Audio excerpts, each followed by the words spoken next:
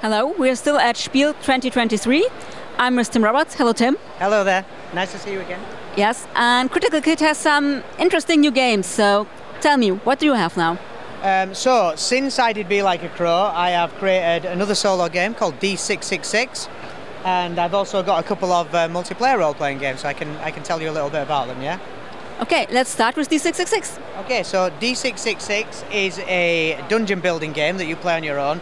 So, it's a game that at the end of you have a dungeon that you can then use in another game like Dungeons and Dragons or any other role-playing game that uses that. So the premise behind the game is that the devil is overworked, so he has given a demon the opportunity to become his apprentice and to find like petty criminals and basically place them on devices of torment in hell. So the way the game works is you roll dice to generate the dungeon. You also roll dice to generate what you find in the areas of the dungeon.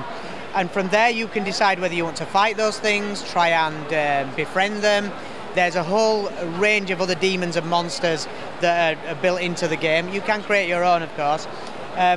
There's also the concept of hellish reputation in this game. So when you succeed or fail a check, you roll a third die to see the level of success or failure.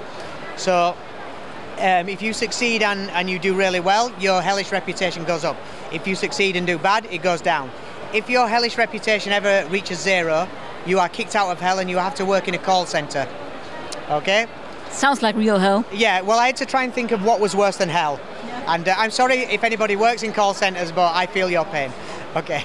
I think everyone who hates talking on the phone can relate. Exactly, yeah. So that's this game.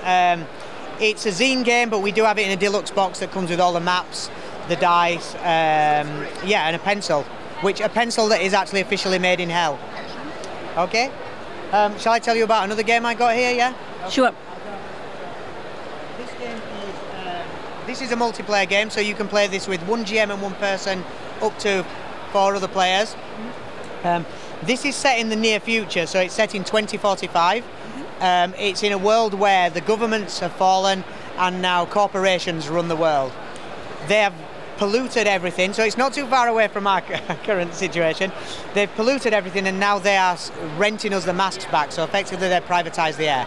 In this game you are an activist, basically trying to figure out ways of bringing back air, clean air, and just basically going up against these big corporations. What is quite interesting about this game is that you act as activists, you don't know anything about the personal lives of your other players, so it's up to you how much you reveal about your life. It's rules light, it takes about 15 minutes to learn how the skill checks and the rules work.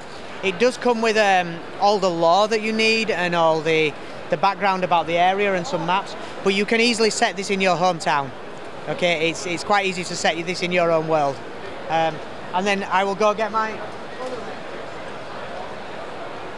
This game is this is a starter set for a bigger game I've got coming out next year. So the easiest way to describe this is a horror western where you play the undead. So technically the horror element is the living because they're coming at you with pitchforks and stakes and things, okay? And so it's quite a lot of fun. It uses a bit of Tibetan mythology as well, so you live in a place called Bardo's Bluff, which is between the next world and this world. And yeah, basically there is a scenario in this as well where you have to go and try and rescue a revenant that's in a living town. And yeah, this also, just to say about this uses the Year Zero engine. So if you're familiar with some of Free League's games, like Essen, it uses a similar system with a few little tweaks to make it relevant to the setting. Okay, sounds interesting. Oh, one more. And also, next month I've got Be Like a Cat coming out. And the easiest way to describe that is it's a solo RPG, but it's cat mafia. You're taking over territory. Like cats do. Exactly, yeah. Okay. Well, thank you, and a lot of cool projects, yes. Yes, yeah, I've been very busy since I last saw you, thank you, and I have new things coming out next year as well, so.